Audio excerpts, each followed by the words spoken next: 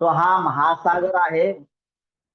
UPSC, MPSC किंवा ह्या ज्या मोठमोठ्या यु नो कॉम्पिटिटिव्ह एक्झाम्स आहेत, हा जर महासागर म्हणला तर आपले जे दररोजचे सिच्युएशन, वेगवेगळ्या सिच्युएशन पासून दिवस हा देखील एक वेगळ्या प्रकारची एक्झाम असते. मग त्यामध्ये अनेक वेगवेगळ्या घटना, वेगवेगळे क्वेश्चन्स असतात. कोणते क्वेश्चन? किती वाजता उठायचं, कोण आलं तर त्याला कसं बोलायचं, how to deal with the people, पाहुण्यांना काय बनवायचं, हे वेगवेगळे क्वेश्चन्स आहेत. मग काही शॉर्ट आन्सर्स असतील, काय लॉंग आन्सर्स असतील, काय फिल इन द ब्लँक्स असतील, असे वेगवेगळ्या प्रश्नांची उत्तर आपण आपल्या जीवनात देत आलेलो असतो. आणि सिलेबसची ठेवण, सिलेबसची मांडणी, सिलेबसची रचना ही अशी असते. Composition of the syllabus is always like की बाबा या जो मानव संसाधन आहे, जे काय सोर्स आहे, ह्युमन रिसोर्स आहे इंडियाचा, म्हणजे कोण? तुम्ही मुलं समोरची बसलेली आणि सगळे लोक, हे देशासाठी एक विशिष्ट प्रकारचं संसाधन आहे. हे संसाधन काय करतं? देशाला उत्पादन देतं, प्रोडक्शन देतं. आणि या देशाचं हे उत्पादनक्षम असणारं जे संसाधन आहे, याला मोर प्रोडक्टिव्ह बनवण्यासाठी, जास्त प्रोडक्शन घेण्यासाठी याच्यामध्ये वेगवेगळे स्किल्स टाकणं गरजेचं आहे. आणि त्याचा विचार करून मग सिलेबसची डिझाईन केली जाते. सिलेबस हा रिसर्च करून बनवलेला असतो की विशिष्ट वयामध्ये याच्यामध्ये काय काय गोष्टी आपल्याला टाकता येतील या वयाच्या विद्यार्थ्यांमध्ये. आणि या सगळ्यांचा विचार करून तो सिलेबस बनवलेला असतो. मग तो नर्सरीचा असेल, LKG असेल, UKG असेल, फर्स्ट असेल, सेकंड असेल, थर्ड असेल, वेगवेगळ्या वयाप्रमाणे तुम्हाला वेगवेगळे सब्जेक्ट आणि त्या सब्जेक्टच्या माध्यमातून ते इन्फॉर्मेशन तुमच्यापर्यंत पोहोचवलं जातं, जेणेकरून तुमच्या बुद्धीमध्ये विशिष्ट प्रकारचे बदल घडावेत आणि तुम्ही जीवनामध्ये परिपूर्णता गाठावी. आणि परिपूर्ण असलेला जो काही व्यक्ती आहे तो लाईफमध्ये काय करू शकतो? प्रोडक्शन देऊ शकतो आणि राष्ट्राचा उद्धार होऊ शकतो, राष्ट्राचा विकास होऊ शकतो. असा हा सेटअप असतो संपूर्णपणे. बर, मग जेव्हा जेव्हा आता मी तुम्हाला सांगितलं, मी बोलेल UPSC. मात्र UPSCच्या पोटामध्ये अनेक नद्या समाविष्ट आहेत, त्याप्रमाणे ती गोष्ट त्या ठिकाणी समजून घ्या. तर यामधून मग स्पर्धा परीक्षा वेगवेगळ्या स्तरावर का घेतल्या जातात? कारण त्या विद्यार्थ्याला स्वतःविषयी जाणीव निर्माण व्हावी. मी कोणत्या स्तराचा आहे हे स्वतःला चेक करता यावं, सिस्टमला चेक करता यावं की कोणत्या कोणत्या याच्यामध्ये जो काय आपल्याकडे रिसोर्सेस आहेत. आपण बघतो ना, घरामध्ये टोपल्यामध्ये कांदे असतात, कांदे, आणि कांदे आपण निवडून वेगवेगळे टाकतो है ना. 2 दिवसांनी कोणता खावा लागेल, आजच्या आज कोणता कापावा लागेल, आज नाही कापला तर उद्या तो नासून जाणार आहे. जो थोडा खराब झाला असतो तो वेगळा टाकतो, तो जास्त दिवस टिकणार आहे. अशा प्रकारे जे काय मानव संसाधन या भारतामध्ये उपलब्ध आहे ना, तसं कांद्याची आपण निवड करतो, तसं वेगवेगळ्या एक्झाम्सच्या माध्यमातून हे सिस्टम चेक करत असतं की कोणते यातले कांदे बटाटे जास्त दिवस चालतील आणि कोणत्याला लगेच संपून जातील. मग कोणतं संसाधन, मग वेगवेगळे प्रोडक्शनचे वेगवेगळे आपल्याकडं we have got different types of nodes, वेगवेगळे जरिये असतात आपल्याकडं. आणि कोणत्या प्रकारचं मॅनपॉवर कुठे वापरता येईल, असं एक मॅन पॉवर प्लॅनिंग असतं, ह्युमन रिसोर्स प्लॅनिंग असतं. म्हणून आजकाल तुम्ही बघितलं असेल, शिक्षण मंत्रालय संपून त्या ठिकाणी human resource HRD, human resource development ministry तयार झाली आहे मोदींच्या काळामध्ये. तात्पर्य की भारतामध्ये हे काही विद्यार्थ्यांच्या रूपामध्ये जे काही संसाधन आपलं प्रगत होतंय, संसाधन जे डेव्हलप होतंय, हे संसाधन कोणत्या प्रकारचं आहे, याचे वेगवेगळे पैलू आहेत. There are so many aspects for conducting the exam. स्वतःला जाणीव व्हावी, पालकांना जाणीव व्हावी, सिस्टमला माहिती व्हावं कोणत्या प्रकारचे लोक आहे आपल्याकडं, आणि त्या प्रकारचं प्लॅनिंग करता यावं. मग याच्यातून विद्यार्थ्यांना समजतं आपल्यामध्ये हे गुणधर्म आहेत, आणि जर नसतील तर ते वाढीस लावण्यासाठी आपल्याला काय प्रयत्न करावे लागतात, त्या प्रकारे प्रत्येक जण आपापल्या परीने प्रयत्न करत असतो. आणि कॉम्पिटिशन मधून इतरांपासून आपण वेगळं कसं निघू शकू, यासाठी प्रत्येक जण एक्सपर्टीज अटेन करण्याचा प्रयत्न करत असतो. आणि त्याच्यामुळे या वेगवेगळ्या एक्झाम्स आहेत. आणि सध्या आपल्या भारतातील टॉपची एक्झाम कोणते आहे तर UPSC. तर UPSCचा आपण विचार का करतो? सो सर्वात पहिलं वायचं आन्सर आपल्याला माहिती असलं पाहिजे. वाय का बरं? आपण UPSC का म्हणतो, किंवा स्कॉलरशिप किंवा नवोदय का म्हणतो, काय आपल्याला सिद्ध करायचं असतं? बघा, सगळ्यात महत्वाचं आहे की मी इतरांपेक्षा वेगळा आहे आणि मी इतरांपेक्षा सरस आहे, आणि सरसपणाचा जो काही ताज असतो हे प्रत्येकाला आवडतो. वेगवेगळ्या ऍक्टिव्हिटी बघा. बघा, तुम्ही इथे काय लावलं ते डोक्यात?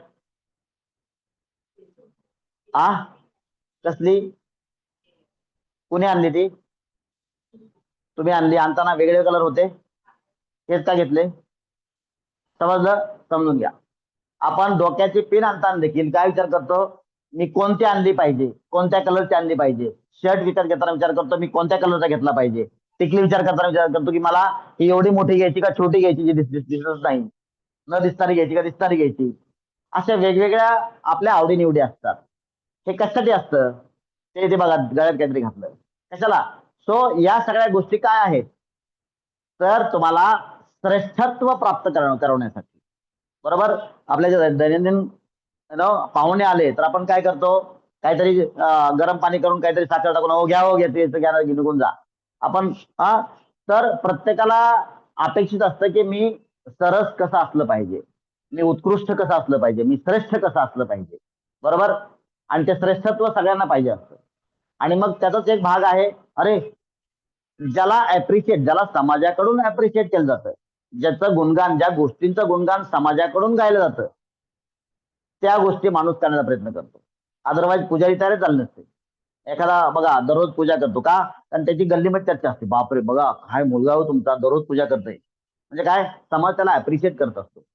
आणि त्याचाच, याच गोष्टीचा, याच मानसिक गोष्टीचा एक भाग म्हणून अनेक लोक स्पर्धा परीक्षेची तयारी करतात. आणि त्यामध्ये बर का, कारण हा, स्पर्धा परीक्षेची म्हणा, किंवा तू पहिला झाला पाहिजे, तुला एवढेच मार्क्स पडले पाहिजे का? कारण त्याला इतरांपेक्षा श्रेष्ठ आहे असं स्वतःला व समाजाला दाखवायचं. समजून घ्या गोष्टी. आणि सो त्या वेगवेगळ्या माध्यम वेगवेगळे असतील. तुझ्या मामाचा मुलगा पास झाला, तू पण झाला पाहिजे.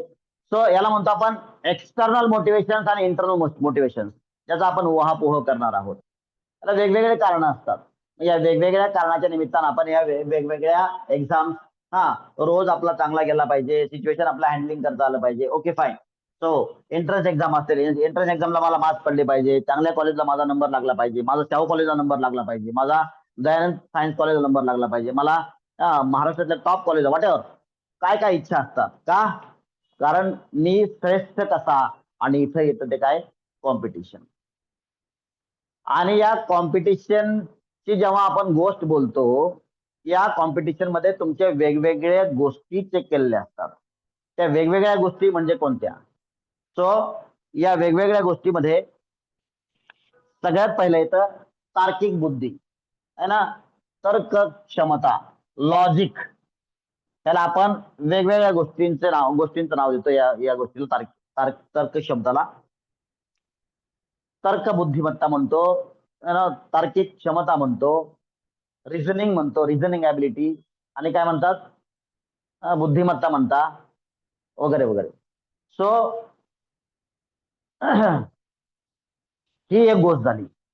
बर, त्या सिलेबस, तो सिलेबस अशा प्रकारचा, काल परवा समजा नवोदयची एक्झाम झाली. माझं टीचरांशी बोलणं झालं, तिने सांगितलं की मराठीमध्ये 5-6 पॅसेज असे असतात, खूप सोपे असतात, मात्र एक पॅसेज असा असतो त्याची भाषाच समजत नाही, आणि तिथं खरं कॉम्पिटिशन असतं. त्या ठिकाणी तुमची आकलन क्षमता किती आहे. मग आकलन क्षमता, दुसरी गोष्ट, तुम्ही इतरांनी जे रिडिंग केलंय त्याच्यापेक्षा वेगळं आणखीन काय रिडिंग केलंय. कारण सिच्युएशन प्रत्येकालाच वेगवेगळी आली. काही लोकांना बुक्स मिळाले नाही, काही लोकांना घरात पाऊस आला, बुक्स भिजले, वगैरे वगैरे. काही लोकांना इन्फॉर्मेशन प्राप्त झालं नाही, काही लोकांनी वेगवेगळ्या ठिकाणाहून सोर्सिंग केलं आणि वेगवेगळ्या ठिकाणाहून. म्हणजे तुम्ही कसा गोष्टींना मॅनेज करता. कारण उद्याचा जो तुम्हाला ऍडमिनिस्ट्रेटर घडवायचा आहे, व्यवस्थापनामध्ये जो काही अधिकारी पाहिजे, तो अधिकारी असा सर्व गोष्टींना परिपूर्ण असणारा असा असला पाहिजे. आणि ज्यांना या सगळ्या गोष्टी मॅनेज करता येतात असाच अधिकारी शासनाला अपेक्षित आहे. या ज्या अडचणी आहेत, अडचणी सांगणारा अधिकारी त्यांना नको असतो. समजून घ्या. म्हणजे काय, या प्रत्येक जीवनामध्ये आपल्याला अनेक अडचणी येतात. इव्हन तुम्हाला एक्झाम देताना किंवा लाईफ जीवनामध्ये जेवढ्या काही अडचणी येतात, त्या सगळ्या अडचणी तुम्हाला दिवसेंदिवस प्रत्येक वेळेस स्ट्रॉंग बनवत जातात. आणि तुम्हाला स्ट्रॉंग बनवण्यासाठी त्या अडचणी असतात. मग काही लोक तिथं त्या अडचणींना सामोरं जाऊन स्ट्रॉंग बनतात, तर काही लोक त्या अडचणींसमोर शरण जातात आणि स्वतःला, समजलं, जिंदगीला whatever what I mean to say, ज्या काही अडचणी येतील त्या ठिकाणाहून पळ काढतात किंवा त्या अडचणींवर मात करून ते पुढे जातात. म्हणजे त्याला हिंदीमध्ये म्हणतात, कुछ लोग भाग लेते हैं तो कुछ लोग भाग लेते हैं. काही लोक पार्टिसिपेट करतात तर काही लोक पळून जातात. सो तर या सगळ्या गोष्टींच्या मध्ये सर्वात पहिली गोष्ट जी येते त्याला म्हणतात, ऍक्च्युअली त्याच्यावर जास्त बोलणार नाही मी, कारण या स्टेजला त्याच्यावर तेवढं बोलणं योग्य ठरणार नाही. मात्र ती गोष्ट तुम्हाला सांगितल्याशिवाय पुढे जाता येणार देखील नाही. सो बर, हे बोलता बोलता सगळ्यात पहिलं, मला खरंच युपीएससी करायचंय का बुवा? म्हणजे युपीएससी नेमकं काय असतं बघा. खरंच करायचं का, तर का करायचंय, का करायचं बोलताना आय मस्ट नो की युपीएससी काय असतं. What is UPSC? हा, फक्त फुल फॉर्म समजतं झालं का? मग युपीएससीच्या माध्यमातून काय काय कोणता कोणता अधिकारी बनता येतं मला. IAS आहे, IPS आहे, IRS आहे, IFS आहे, परत मग इंडियन पोस्टल सर्व्हिस आहे. हा, अशा Indian railway, IRS Indian railway आहे, इंडियन रेव्हेन्यू सर्व्हिसेस आहे.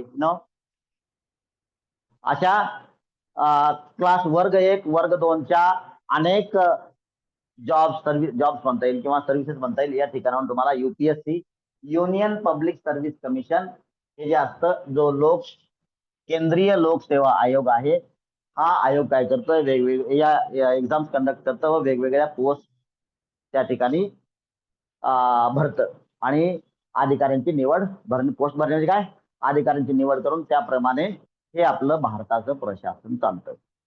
मग नेमकं आता आपल्याला शिकायचं काय काय, तर व्हॉट इज ऍडमिनिस्ट्रेशन, प्रशासन काय असतं. ऍडमिनिस्ट्रेशन काय असतं, अधिकारी लागतो कशाला, अधिकारी कसा लागतो, बरोबर. युपीएससी काय असतं, किंवा बोलता बोलता या माध्यमातून आपण एमपीएससी काय असतं. युपीएससी समजलं तुम्हाला, एमपीएससी आपोआपच समजेल. ठीक आहे. कोणकोणत्या पोस्ट याच्यामध्ये असतात. मग मला विशेष पोस्ट, मला विशेष अधिकारी का बनावं वाटतं, याला वेगवेगळे प्रसंग असतात. मग याला आपण म्हणतो वायचा आन्सर आपल्याला अनेक वेळेला, काही वेळेला इंटरनल मोटिवेशन असतं आणि काही वेळेला एक्सटर्नल मोटिवेशन असतं. आलं लक्षात? बघा मी बोललो बघा, आरोहीने उत्तर दिलं होतं की पाहुणे आल्यास, पाहुणे येतात आणि मी म्हणलो होतो की पाहुणे आले तुम्ही त्यांना काय म्हणता, हा जेवा आणि निघा असं म्हणता का, तर नाही. तर अर्थात आपण, तर तुम्ही आजपासून शिकवणार होते, मग आजपासून चला रे आपला आता GS चा पेपर 1 शिकायचा, चला आता आज जॉग्राफी शिकू, नाही. तर आपल्याला सगळ्या गोष्टी व्यवस्थित समजावून घेतल्याशिवाय, पाहुण्यांना भूक किती लागली, त्यांना जेवायचंय का, ते जेवून आलेत का, याची आपण सारासार चौकशी करतो, सारासार विचार करतो आणि त्यानंतर मग काय बनवायचं वगैरे अशा पद्धतीनं चालत असतं. In the same manner we basically we must have proper introduction about UPSC. UPSC हा लॉंग जर्नी आहे आणि आजपासून आपण आपले मन, आपल्या फॅमिलीला, स्वतःला आणि आपल्या परिसराला मजबूत करायचंय, जेणेकरून आपण इथपर्यंत पोहोचू शकू. आता हे फक्त एक माध्यम आहे, हे एक माध्यम आहे. आता सगळ्याच लोकांना युपीएससी करायचंय का नाही करायचंय, मात्र या माध्यमातून सगळेच लोक स्ट्रॉंग होतील एवढं मात्र निश्चित आहे. आता सगळेच लोक कसं काय स्ट्रॉंग होतील हो, बघा मी काल बोंबलून सांगितलं आणि आज किती आहेत, अरे वा वा, व्हेरी गुड. कमीत कमी कालचे तेवढे तरी आले, कालची तेवढी तरी संख्या मला दिसते, सो इट्स गुड. आता कालची तेवढी तरी आहे म्हणजे त्यातले बरेचसे मायनस असतील आणि मला असं वाटतं 10चे काही लोक असतील. चला, very nice. So I am suppose to discuss at least some introductory part about UPSC आणि याच्यामध्ये या गोष्टी येतात. तर मला खरंच का करायचंय, खरंच का करायचंय, जे आन्सर आहे त्याला म्हणायचं इंटरनल मोटिवेशन. आता इंटरनल मोटिवेशन विषयी बोलतो. एक्सटर्नल मोटिवेशन काय असतं बघा. एक विद्यार्थी आहे सपोज, आणि तो युपीएससी तयारी करतोय. युपीएससी तयारी करतोय. वेगवेगळे प्रसंग घडतात. प्रॅक्टिकली माझ्याकडे भरपूर काही प्रसंग आहेत. भरपूर काही प्रसंग आहेत. आता तिथले सगळेच शेअर करण्यासारखे नाहीत. चला, युपीएससी तयारी करतोय सपोज एक विद्यार्थी आहे, त्याचं वय आहे 20-22 वर्ष, ग्रॅज्युएशन झालेलं आहे समजा. हा उदाहरण वेगळं घेतोय, तुमचं नाहीये. आणि तो पुणे या ठिकाणी किंवा मुंबई दिल्ली या ठिकाणी कुठतरी युपीएससीचं प्रिपरेशन करतोय. आणि मग त्याला गावाकडून फोन आला, आणि तिथल्या पोलीस अधिकाऱ्यानं त्याला विचारलं, का रे बाबा तुम्ही असं असं का केलं? अहो साहेब, मी तर कुठं होतो, पुण्यामध्ये होतो, मी युपीएससी तयारी करतोय. त्याने झापड दिली ठेवून. सांग नालाय का? हा, तुझ्यासारखे 5 ते 50 बाय समोर दररोज. सांग लवकर कसं चालते. अहो साहेब, खरंच मी परवा तिकडे होतो. आणि मग या जे काय विद्यार्थी आहे, या विद्यार्थ्याला काय येणार? राग येणार, राग. बेटा थांब, आता प्री माझी क्लिअर झालेली आहे, मेन्स क्लिअर होऊ दे, आणि इंटरव्ह्यू झाल्यानंतर मी पहिली पोस्टिंग मी इथंच घेतो. आणि सगळ्यात पहिलं तुला मी काय करेल, सर्व्हिसवरून तुला निलंबित करेल. हा, हे माझं पहिलं टार्गेट असेल. सो हे झालं इंटरनल मोटिव्ह. तुला दाखवतो बघ मी काय, समजलं. आणि इंटरनल मोटिवेशन तयार होतं. सो आता याच्या पुढं हे जे हे आहे ना, हे युपीएससी नावाचं हे महायुद्ध आहे खऱ्या अर्थानं. या महायुद्धामध्ये अनेक लढाया आपल्याला जिंकाव्या लागतात. अनेक लढायांचं, लहान लहान लढायांचं मिळून हे महायुद्ध असतं. आणि ह्या लढाया जिंकताना आपल्याला अनेक वेळेला वेगवेगळे बिकट प्रसंग येतात. बरोबर. पुढे जात असताना मात्र आपला स्वतःला टिकवून ठेवायचं असतं. तात्पर्य, आता हे मी ग्रॅज्युएशन वाल्यांचं बोलतोय. ऑफकोर्स जे लोक निरंतर या लेक्चरमध्ये 5 to 6 मध्ये राहतील, मी गॅरंटेड सांगतो की तुमच्यापैकी प्रत्येक जण कुठेही जरी फेकून दिला तर तो त्या ठिकाणी उगवणार आहे. एवढी तुमची मेंटॅलिटी स्ट्रॉंग बनणार आहे. कारण का मी काय काय काय वनस्पती आणि फळांचे वेगवेगळे ज्युसेस करून तुम्हाला या माध्यमातून 5 to 6 च्या लेक्चरच्या माध्यमातून पाजणार आहे. काय काय कुठल्या प्रकारची संजीवनी बुटी पाजणार आहे, तुम्हाला कोणालाही अपेक्षा नाही करता येणार. एवढं भयंकर इथून मिळणार आहे 5 to 6. मी याचं फक्त फक्त ऍडव्हर्टिजमेंट करत नाहीये. Try to understand. Going to get lot many things out of this. खूप सगळ्या गोष्टी त्यात तुम्ही तिथपर्यंत त्या जडीबुटीपर्यंत पोहोचू शकत नाही, त्या बुक्स पर्यंत पोहोचू शकत नाही. सगळ्या बुक्सचा ऍव्हरेज रस काढून तुम्हाला मी पाजणार आहे. फाईन. सो याला म्हणायचं external, sorry, internal motivation. Actually this is mixture of external plus internal. External काय गोष्ट झाली, आणि प्युअर इंटरनलचं असं असतं की अभ्यास करताना त्या विद्यार्थीच्या मनात अनेक गोष्टी तयार होतात. किंवा दररोज वावरत असताना तो जेव्हा तो विद्यार्थी पप्पांबरोबर, मम्मी बरोबर असं एखाद्या हॉस्पिटलमध्ये जातो किंवा एखाद्या तलाठ्याकडे जातो, आणि त्याला दिसतं त्या ठिकाणी बाबा 200 रुपये देऊन काम होतात, किंवा वेगळ्या वाईट प्रकारची हे वागणूक मिळते. हे पण तसं internal plus external motivation. Actually pure no it tends towards internal. Internal ते झुकतंय. आता एक्सटर्नलचं उदाहरण, इंटरनल आणखी सांगतो मी. एक्सटर्नल आणखी काय असतं माहिती का?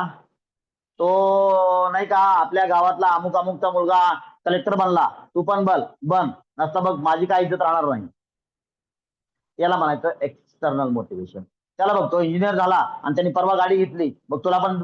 अरे, तो त्याचा विषय, तुझा विषय काय? प्रत्येकानं आपलं स्वतःचं लाईफ हे स्वतः ठरवलं पाहिजे. आणि बाहेरच्या गोष्टीकडं, म्हणून तुकाराम महाराजांनी पण बोलले होते, ऊस डोंगा परी परफेक्ट बसत नाही, मॅच होत नाही, मात्र ऊस डोंगा परी रस्तो नव्हे डोंगा काय. आता फक्त इथलं शेवटचं लाईन घ्या, काय बोललासी वर लिया रंगा. तो वरच्या रंगावरून त्याच्यामध्ये काय आहे, याच्यामध्ये काय आहे, दोघांमध्ये वेगवेगळ्या गोष्टी. त्यानं मर्सिडीज घेतली म्हणजे यानंही मर्सिडीज घेणं गरजेचं नाहीये, हे समजलं पाहिजे. तो ह्याला आपण म्हणतो एक्सटर्नल मोटिवेशन. त्यांचा मुलगा डॉक्टर झाला, तू पण डॉक्टर झाला पाहिजे.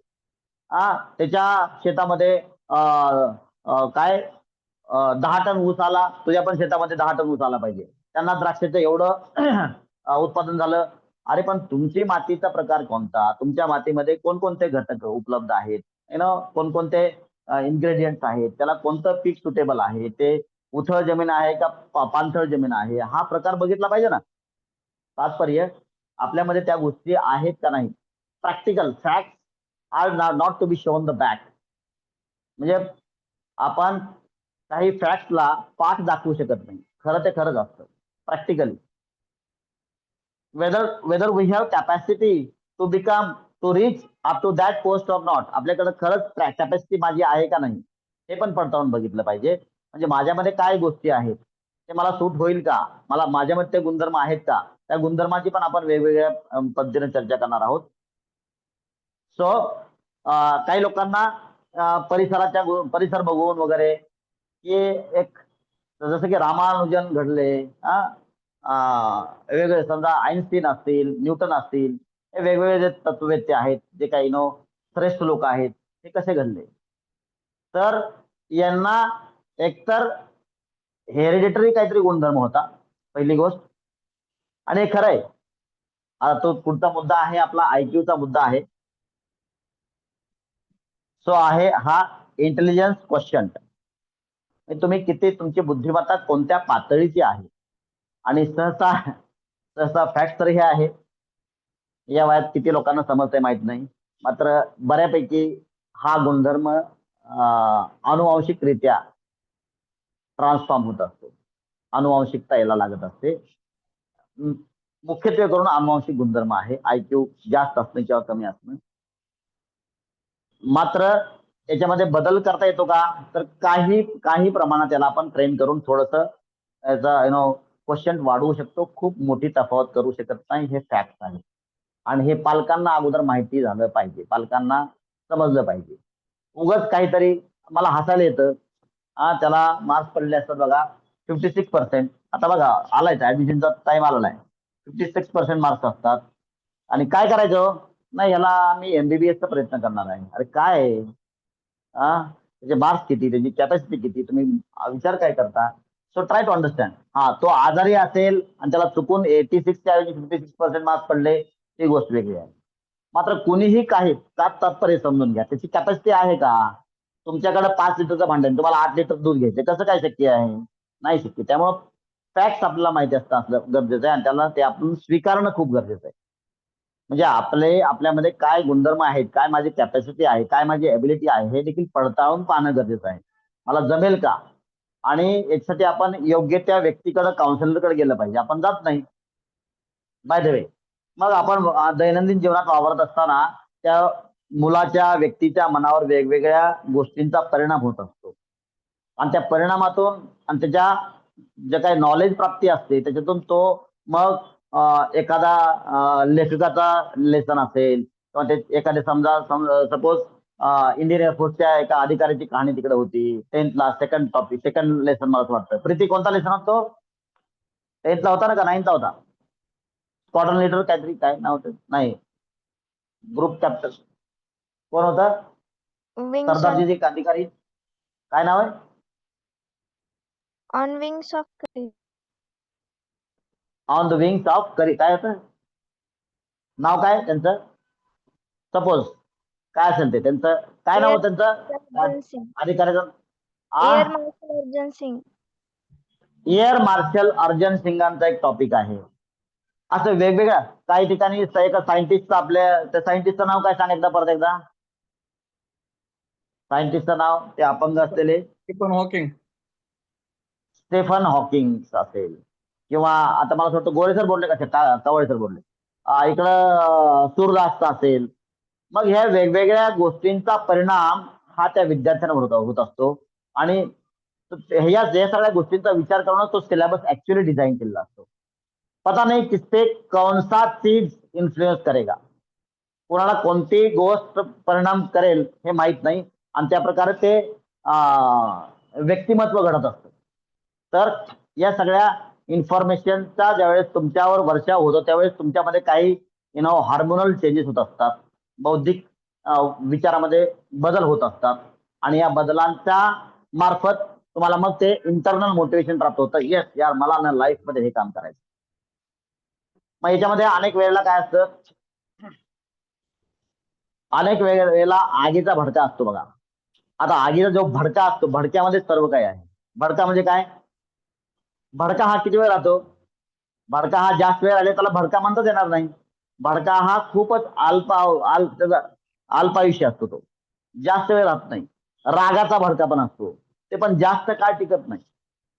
मग जास्त काळ टिकणार जे असतं दॅट इज व्हेरी इम्पॉर्टंट. भडका नसला पाहिजे आणि ते निरंतरता असली पाहिजे. ऑफकोर्स त्या गोष्टी आपल्यामध्ये येणार आहेत. फाईन. सो IQ म्हणजे काय?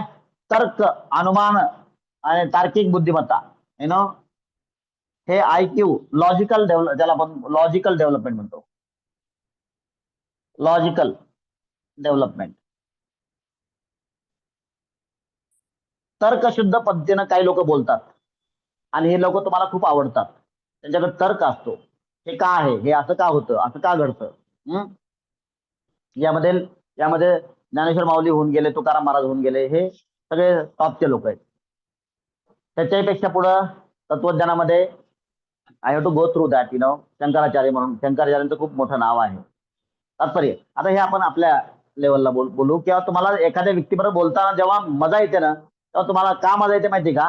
त्याच्यामध्ये तार्किक बुद्धी असते. लॉजिकल जे रिझनिंग जे असतं ना, ते खूप स्ट्रॉंग असतं. तो प्रत्येक गोष्टीला तर्क देत असतो. उगाच असंच काहीतरी फालतू बोलत नाही. म्हणून तो तुम्हाला अनेक लोकांना आवडतो. समजून घ्या.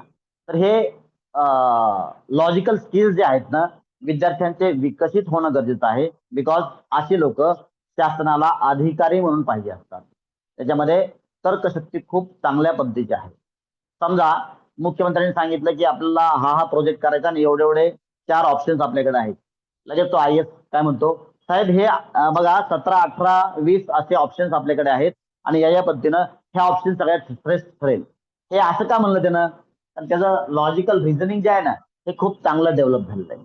त्याला त्याची तर्कशक्ती, अनुमान करण्याची शक्ती जी आहे ना, तार्किक बुद्धिमत्तेची काय आहे, प्रगती खूप मोठ्या प्रमाणात, खूप चांगल्या पद्धतीने झालेली आहे. त्याच्या बुद्धीच्या, त्या तर्कशक्तीची जी काय कप्पा असतो ना, त्याचा डेव्हलपमेंट खूप चांगला झालेला आहे. आणि हे डेव्हलपमेंट करण्यासाठी मग हे वेगवेगळ्या, मग डेव्हलप आहे का नाही आहे हे सगळं टेस्ट करण्यासाठी तुम्हाला वेगवेगळ्या ह्या नद्या, सरिता ज्या आहेत ना, या असतात. याचं कारण तेच आहे. आता हे झालं तुमचा IQचा भाग, इंटेलिजंट क्वेश्चन. ठीक आहे. आता याच्यामध्ये प्रिपरेशन कोणत्याही एक्झामचं करताना एक पुढचा भाग आहे तुमचा निरंतरता.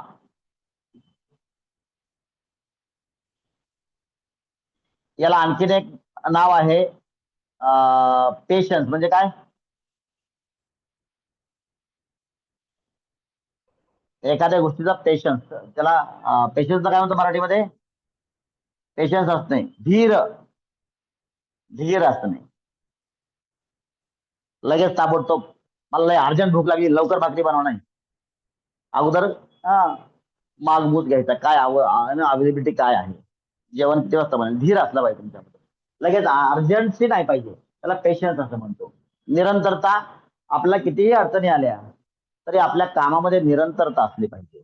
परवाच बोलले सर, अंधारे सर बोलले होते. तर निरंतरता खूप गरजेची आहे. तो विषय इथं आहे. फक्त आपला UPSC चालू करायचं, 4 दिवस लेक्चर घ्यायचं आणि 5व्या दिवशी त्याला सरांनी नाव दिलं होतं 9चे 9 दिवस. हे असं असता कामा नये. अचानक त्या पोलिसांनी बोलला आणि पोलीस अधिकाऱ्यांनी बोलला, याला वाटलं आता मला खूप राग आलाय, मला UPSC अर्जंट करायचंय. मग तो लगेच गेला, टाइम टेबल बनवला आणि 4-5 दिवस, 10 दिवस खूप चांगला व्यवस्था अभ्यास केला. अशा घटना अनेक लोकांच्या जीवनात घडतात. आणि साधारणतः जेव्हा वजन कमी करायचंय किंवा एक्सरसाइज करायचा आहे, त्यामध्ये जवळजवळ प्रत्येकाला हा अनुभव आलेला असतो. मी आता दररोज एक्सरसाइज करणार, तो 2 दिवस, 4 दिवस, 8 दिवस करतो, जिम लावतो. आणि अनेक लोकांच्या, माझ्या सहित सगळ्या प्रत्येकाला हे अनुभव असतात. आणि हेच चालत नाही. या एक्झाम मध्ये निरंतरता तुम्हाला कायम ठेवावी लागते. म्हणजे थोडक्यात आपले आदरणीय डॉक्टर विकास दिव्यकीर्ती सर सांगतात की जे धीमे आच पे साधारणतः लो फ्लेम जे असते ना, लो फ्लेम, कमी जाळ म्हणतो आपण त्याला, हारावर, थोडक्यात हार असेल किंवा कमी गॅस करतो ना आपण, गॅस कमी करून जे जेवण बनतो. तुम्ही बघा हॉटेलमध्ये जेव्हा जाता तेव्हा जेवण कसं बनतं तुम्हाला माहितीये? चहा कसा बनतो माहितीये? कसा बनतो ते? अरे मी ते इकडं बघितलं, अनेक ठिकाणी ते एवढे पॉवर तयार करते, जसं काय ते वेल्डिंग करते, जसं काय त्या भांड्याला खालून एवढं फुल गॅस पेटवते. आणि तो चहा, बाप रे बाप, एवढं विषारी चहा तो. चहा ऍक्च्युअल आहेच विषारी. ते जेवण बिलकुल खराब. त्यामुळं डॉक्टर सांगतात बघा, बाहेरचं जेवू नका. याला कारण वेगवेगळे आहेत. त्यातलं एक कारण काय, ते धीम्या आचेवर तापवलेलं नाही. म्हणजे जर कमी लो फ्लेमचा गॅस असेल त्याच्यावर जेवण हे खूप चांगलं चवदार तयार होतं. तोच विषय इथं निरंतरतेमध्ये आहे. ते काय निरंतर तेवढंच आहे. तेवढीच अचानक त्याला हे तुम्ही हिट दिली आणि त्याचं विष तयार झालं. तात्पर्य जीवनात पण तेच होतं. अचानक काहीतरी 10 दिवस करायचं, खूप एक्सरसाइज करायचा आणि परवा डॉक्टर बापरे ओ फ्रॅक्चर झालो कसं काय? अचानक एवढं वजन. अरे थांब जरा. निरंतरता पाहिजे. हळूहळू त्या मसल्सला स्ट्रॉंग करा. असं आपण आपल्या जीवनामध्ये स्वतःला स्ट्रॉंग करत गेलं पाहिजे. अचानक काही शक्य नाही होत. आणि हा लॉंग टर्मचा जर्नी आहे. युपीएससी हा लॉंग टर्मचा जर्नी आहे. बरं, मी आत्ता याचं नाव घेण्याचं कारण काय, आत्तापासून तुमच्या रगारगात जर ह्या गोष्टी भिनल्या तर तुमच्यापैकी जवळजवळ प्रत्येक जण, आता इथं येणार देखील प्रत्येक जण बघा, याच्यामध्ये अनेक लोक असे आहेत की त्यांना नोटबुकच नाहीये, त्यांना मोबाईल, बहाणे भरपूर आहेत. हे लोक शासनाला नाही पाहिजे. मला देखील या लोकांना युपीएससी शिकवायचं नाही. मग आपल्याकडे किती लोक आहेत, 500-600 लोक आहेत. यापैकी आता किती आहेत बघा. बरं, 4 to 10 किती असतील, 200, 250, 300 असतील. आता माझ्याकडे 39 नंबर आहे. समजून घे, इथंच यालाच कॉम्पिटिशन म्हणायचं. हे जे कॉम्पिटिशन आहे. आता मला विचारलं अनेक लोकांना, तर्क बघा, तर्क काय असतो लक्षात घ्या. तर्क काय असतो आणि आयक्यू काय असतो. मी विचारलं काय काय एक्झाम्स असतात, तर तर्कशक्ती अशी असते पाहिजे. एक्झाम तर प्रत्येक क्षणाला मला एक्झाम आहे. कोणाकडे कसं बघावं, कसं बघितलं सर्व लोकांना राग येत नाही, हे देखील एक बघण्याची एक्झाम आहे. समजलं. अनेक गोष्टीत कोणाचा इगो कधी हार्ट होईल माहित नाही. सासूबाई म्हणते लेकराला आईस्क्रीम देऊ नको आणि लेकराची आई म्हणते खाऊ दे, काय होते. झाले, ते पण एक्झामच आहे ना. झाले, 0 मार्क्स पडले. मग आता याच्यातून याला म्हणतात, याला एक्झाम म्हणतो आपण. मग याच्या पुढे जाऊन मग सासूबाईचं मन सांभाळून किंवा सासूबाईनं सुनेचं मन सांभाळून ते जे मॅनेजमेंट करतात त्याला इमोशनल क्वेश्चन असं म्हणतात, ज्याचा आपण विचार उद्या करणार आहोत. अर्थात आयक्यूचा पूर्ण विचार आज झालेला नाही. मग बेसिकली अधिकारी बनण्यासाठी काय काय गोष्टी लागतात या सगळ्या गोष्टींचा व्यवस्थित विचार होईल. मग अधिकारी स्वतःला कसं बनवायचं, आतापासून अधिकाऱ्याच्या नजरेमध्ये आपण स्वतःला कसं वाढवायचं आणि कोणकोणत्या गोष्टींचा विचार कसा करायचा, समाजाशी जुळवून कसं घ्यायचं, घरच्यांशी जुळवून कसं घ्यायचं. जो घरच्यांशी व्यवस्थित जुळवून घेऊ शकत नाही, जो समाजाशी व्यवस्थित जुळवून घेऊ शकत नाही, त्याला जिल्हा कसं सांभाळता येईल. आणि कोणकोणते व्हिडिओज ऐकायचे, मोबाईल किती वेळ बघायचा, मोबाईल संध्याकाळी बंद करायचा नाही करायचा, किती वाजता झोपायचं, किती वाजता उठायचं, काय खायचं, काय प्यायचं, या गोष्टी निरंतरता या हेडिंग खाली ज्यांना ज्यांना जमतील तेच विद्यार्थी, तेच लोक. मग तुमच्यापैकी काही विद्यार्थी असतील किंवा काही प्रिपरेशन करणारे असतील. आता याच्यामध्ये भरपूर लोक प्रिपरेशन करणार देखील जुडणार आहेत. मी तुम्हाला कालच बोललो होतो, जे लोक 4 वर्ष आणि जे लोक स्वतः आता देखील युपीएससीच्या माध्यमातून प्लेसमेंट झालेले आहे, पोस्ट त्यांना मिळालेले आहे. सध्या आयएएस कॅडर ते आयएएस म्हणून त्या ठिकाणी जिल्ह्यामध्ये डीएम म्हणून त्यांची नियुक्ती झालेली आहे. अशा लोकांनी देखील माझे लेक्चर्स ऐकावेत. त्यांना अर्थात त्यांना टाइम नाही आणि तेही तुम्हाला सांगतील, तुमचे कोणी पाहुणे असतील विद्यार्थ्यांचे तर तेही सांगतील की या ज्या गोष्टी आहेत या खूपच बेसिक गोष्टी आहेत आणि या गोष्टींशिवाय तुम्हाला अधिकारी बनता येत नाही. आता विषय हा झाला जनरल इन्फॉर्मेशनचा. तर हे फाउंडेशन, याला आपण मुद्दाम फाउंडेशन असं नाव दिलेलं आहे. या गोष्टींचा विचार आज नाही केला तर मग कधी करणार. शिकवायला तर माझ्याकडे भरपूर काही आहे. तो मी सगळं काही गोष्टी तयार ठेवल्या तुमच्याकडं. मग हे भारताचा समग्र भूगोल असेल. अर्थात मी अंधारे सरांकडून विचारलं की सर हे माध्यम काय असलं पाहिजे आपलं शिक्षणाचं, तर त्यांनी सांगितलं मराठी माध्यम सध्या ठेवा आणि नंतर आवश्यकता पडल्यास त्यांना त्याप्रमाणे पुढे जाऊन ते बदलतील. अर्थात याच्यामध्ये या मार्फत तुमचा काय ते ऑलिम्पियाड असेल, मंथन असेल, स्कॉलरशिप असेल, नवोदय असेल, या सगळ्या गोष्टींचा सिलेबस जो आहे त्याच्यामध्ये मी एकत्रित करून खिचडी करून तुम्हाला भंडारा जेवण देणार आहे.